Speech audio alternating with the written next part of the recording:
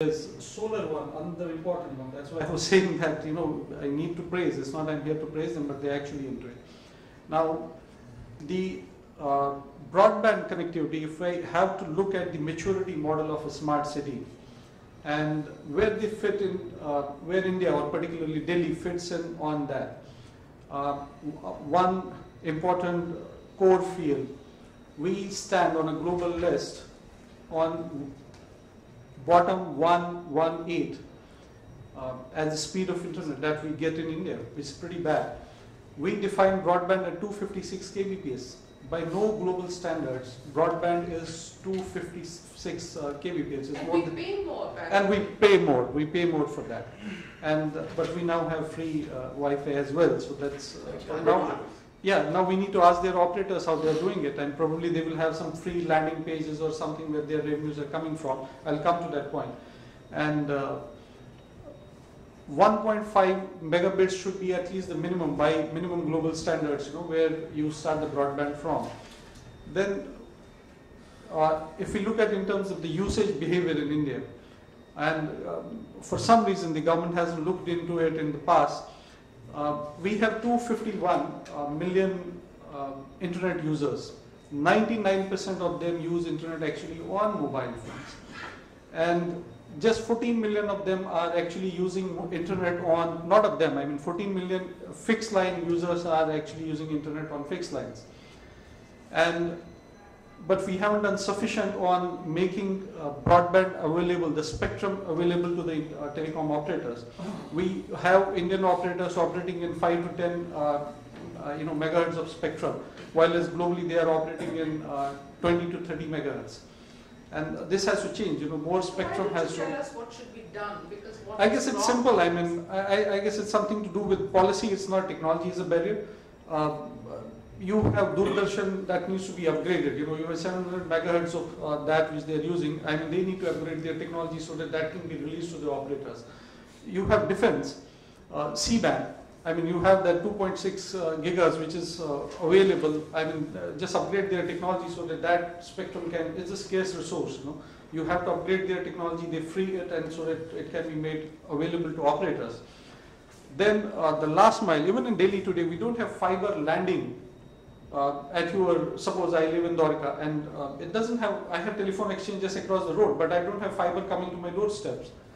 It's not happening. The fiber reach, the fiber optic network, it needs to reach to the maximum places. At least in Delhi, capital, it has to reach each and every place. And from there you can have them further wireless. And when our landline goes out of order, then your internet will stop, which should not happen. Which should not happen, correct. And these are certain things. I mean, government is a policy related, but just make spectrum available, just allow trading of, you have certain operators who have taken the spectrum, but they are not using it. One or two examples of things which are working really well anywhere in our country, or Singapore for that matter, which people would be able to say, yes, it can be done in India, it can be done in Delhi.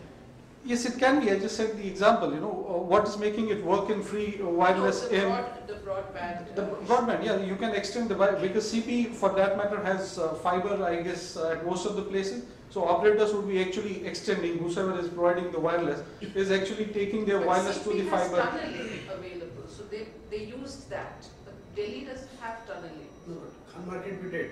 No, it was just a difficulty in CP that's why it took so much, that's why it took so long.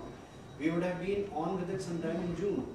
We had tried to put it all over the rooftops, but because of the thick walls, we were not able to get the signal. Then we went in. So why go to Singapore? I'm saying it can be done here. You just have to think. You have one policy issue again. I more of this. Not that technology is not available. It's not possible to do it.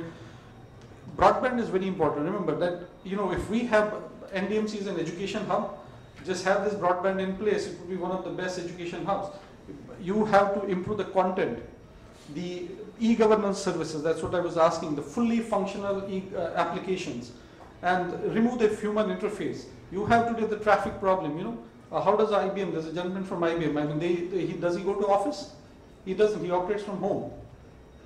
He doesn't, maybe he would be going, but most of the MNCs, where they do operate, they don't have offices, they operate from home. Why can't government of Delhi operate from home? Just automate the processes and have those meeting rooms across.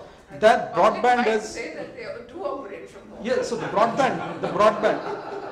broadband will make that possible, and that's what broadband is actually. You make that spectrum available in the air, your traffic is going to go down on your streets. And that's why I say that make content. Every day will be like Sunday. Yes, so make content, e-governance, e-commerce, your education on demand. Make it available. I What do you mean, mean by What that? is the education on demand? why should, I mean, it's something that I shouldn't get into details of that because this is more of a technical issue. It's more philosophical thing I'm going to say. Why should I go for something to a college which I can learn from home?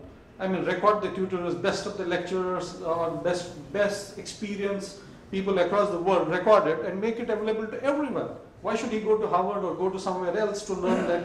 I mean, well, go there for networking, but I mean, education can be made available to everyone. And just record it. Whatever we're doing right now is going to be education made as education available to everyone, right? So just record these sessions, the best professors, and make it available to everyone. Now, how will you have today's internet connectivity?